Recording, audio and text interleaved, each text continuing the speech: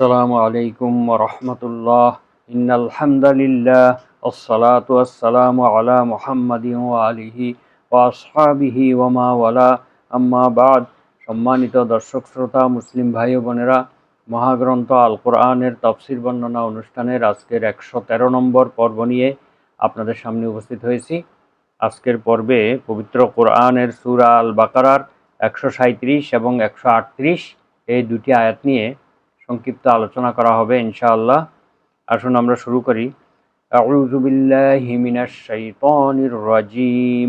বিসমিল্লাহির রহমানির রহিম। ফাইন আমানু বিমিসলি মা আমানতুম বিহি ফাকাদ ইহতাদাউ ওয়া ইন তাওয়াল্লাউ ফাইন্নামা হুম ফি শিকাক ফাসায়াকফিকাহুমুল্লাহ ওয়া হুয়াস সামিউল আলিম। সিবগাতাল্লাহ ওয়া মান আহসানু মিনাল্লাহি সিবগাহ ওয়া নাহনু লাহু আবিদুন। সাদাকাল্লাহুল আযীম। মহান আল্লাহ তাআলা ইরশাদ করেন, ফাইন আমানু, যদি তারা ঈমান আনত, অর্থাৎ আহলে কিতাবগণ, বনী ইসরাইলগণ, ইহুদি খ্রিস্টানগণ যদি ঈমান আনত, বিমিসলি মা আমানতুম বিহি, তোমরা যেভাবে ঈমান এনেছ। অর্থাৎ মহানবী সাল্লাল্লাহু আলাইহি ওয়াসাল্লাম এবং তার সাহাবীগণকে উদ্দেশ্য করে আল্লাহ বলতেছেন যে তোমরা যেভাবে ঈমান এনেছ সেভাবে যদি পৃথিবীর অন্যান্য জাতিগুলো ঈমান আনত, ফাকাদ ইহতাদাউ, তাহলে তারা সত্য পথ লাভ করত, সঠিক পথের হেদায়েত তারা লাভ করত।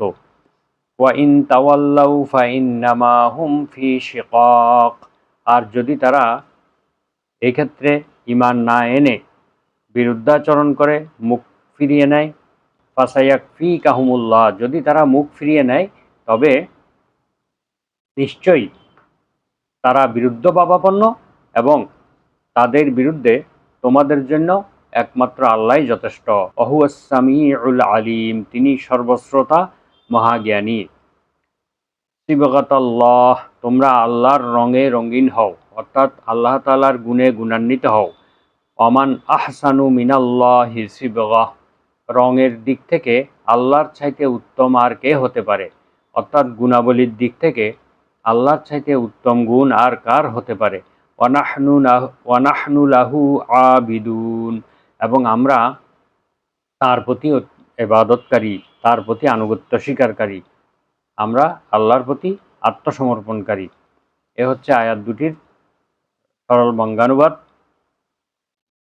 এখানে 137 নম্বর আয়াতে আল্লাহ তাআলা মুসলমানদেরকে চূড়ান্ত সাফল্যের ইঙ্গিত সহ একটি সান্ত্বনা দান করছেন। তিনি বলেন, যদি তারা ঈমান আনয়ন করে, তোমরা যেভাবে ঈমান এনেছ, তোমরা যেভাবে সব কিছু ত্যাগ করে তোমরা সত্যের পথে অটল রয়েছ, সেভাবে যদি তারা ঈমান আনে তাহলে তারা সঠিক পথের হেদায়েত লাভ করবে। আর যদি তারা ঈমান আনয়ন থেকে বিমুখী হয়, মুখ ফিরিয়ে নেয়, তাহলে তারা তোমাদের সাথে বিরোধে লিপ্ত বলে গণ্য হবে। তাদের বিরুদ্ধে রাসূলুল্লাহ সাল্লাল্লাহু আলাইহি ওয়াসাল্লামের জন্য আল্লাহ তাআলাই একমাত্র যথেষ্ট। ফাসায়াকফিকাহুমুল্লাহ, এখানে আল্লাহর রাসূলকে উদ্দেশ্য করে আল্লাহ বলছেন, আপনার জন্য তাদের বিরুদ্ধে আল্লাহই যথেষ্ট। তার মানে এখানে রাসূল সাল্লাল্লাহু আলাইহি ওয়াসাল্লামের জন্য যথেষ্ট মানে সমস্ত মুসলমানদের জন্য আল্লাহ তাআলাই যথেষ্ট, এটাই বোঝানো হচ্ছে। আর তিনি সর্বশ্রোতা মহাজ্ঞানী। সিবগাতাল্লাহ, তোমরা আল্লাহর গুণে গুণান্বিত হও। ওমান আহসানু মিনাল্লাহি সিবগাহ, আর গুণে আল্লাহর চাইতে উত্তম আর কে হতে পারে।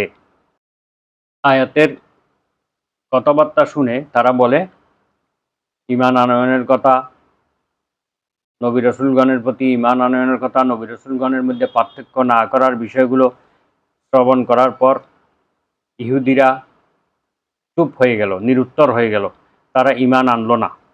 আর নাসারাগণ এই সমস্ত কথার উত্তরে বলল, আমাদের নিকট এমন এক প্রকার রং আছে যা মুসলমানদের নিকট নেই। নাসারাদের নিকট হলুদ রঙের এক প্রকারের রং থাকতো। যখনই কোনো শিশু জন্মগ্রহণ করত তখন তাকে তারা এই হলুদ রং থেকে ডুবিয়ে নিত এবং তখন তারা বলতো যে সে এখন খাঁটি খ্রিস্টান হয়েছে। এর উত্তরে আল্লাহ তাআলা এই আয়াতটি অবতীর্ণ করেন, এইসব রঙের মধ্যে ডুবানোর মধ্যে কোনো কৃতিত্ব নেই, এবং রঙের মধ্যে ডুবালে যে সে খাঁটি আল্লাহর বান্দা হয়ে যাবে এরকম কোনো বিধান নেই। তাই আল্লাহ তাআলা আয়াত নাজিল করে বলেন, সিবগাতাল্লাহ, তোমরা আল্লাহর রঙে রঙিন হও, অর্থাৎ আল্লাহর গুণে গুণান্বিত হও। আল্লাহর গুণের চাইতে উত্তম গুণ আর কারো হতে পারে না। রং, শরীরের মধ্যে রং লাগাইলেই মানুষের মধ্যে পরিবর্তন আসবে না। কলস বদলাইলেই কেউ মানে ভিন্ন জিনিস হয়ে যায় না, বরং সেই আসল জিনিসই থেকে যায়। সুতরাং কলস বদলিয়ে লাভ নেই, বরং খাঁটি মুসলমান হয়ে যাওয়াটাই সবার জন্য একান্ত কাম্য।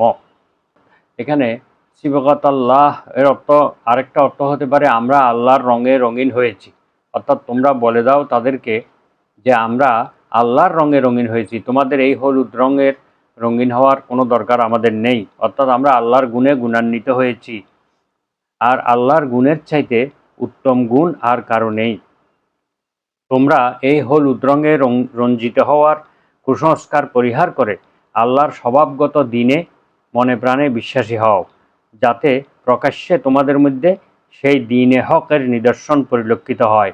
রঙিন কাপড়ের মধ্যে রঙের চিহ্ন বিকশিত থাকে, যেভাবে রঙিন কাপড়ের মধ্যে যেভাবে রঙের চিহ্ন বিকশিত থাকে, তোমাদের মধ্যে সেই দিনে হকের নিদর্শন যাতে পরিলক্ষিত হয় সেইভাবে তোমরা আল্লাহর প্রতি বিশ্বাসী হও। দিনে হকের প্রতি তোমাদের যে বিশ্বাস আছে সেটা যেন তোমাদের আচার আচরণে বোঝা যায়। এখানে আল্লাহর গুণে গুণান্বিত হওয়ার যে বিষয়টি বলা হয়েছে সেটার ব্যাখ্যা হলো এই যে আল্লাহ তাআলার অসংখ্য গুণাবলী রয়েছে। যদিও হাদিসের মধ্যে ৯৯টি গুণের কথা বলা হয়েছে, এছাড়াও আল্লাহ তাআলার অগণিত গুণ রয়েছে যেগুলো এখানে বর্ণনা করা হয় নাই, আল্লাহ ভালো জানেন। সেই গুণগুলোর মধ্যে আমরা আল্লাহর গুণে কিভাবে গুণান্বিত হব সেটা হচ্ছে যে আল্লাহ তাআলা পানাহার করেন না, আমরাও রোজা রেখে আল্লাহ তাআলার গুণটা সাময়িকভাবে অর্জন করতে পারি। আল্লাহ তাআলা ক্ষমাশীল, আমরাও মানুষকে ক্ষমা করে দিয়ে সেই ক্ষমার গুণটা কিছু সময়ের জন্য অর্জন করতে পারি। আল্লাহ তাআলা দয়ালু, তিনি সমগ্র সৃষ্টিজীবকে দয়া করেন, আমরাও আল্লাহর সৃষ্টিজীবকে যতটুকু পারি দয়া করে কিছু সময়ের জন্য আল্লাহর দয়ার গুণটা অর্জন করতে পারি।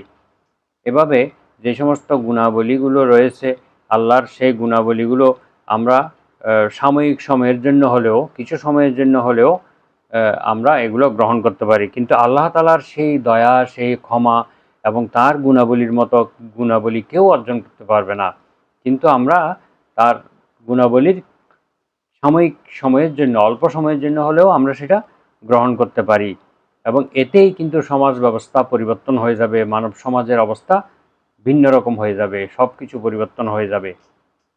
মানুষে মানুষে হিংসা, বিদ্বেষ, হত্যা, জিজ্ঞাসা, রেষারেষি ইত্যাদি থাকবে না।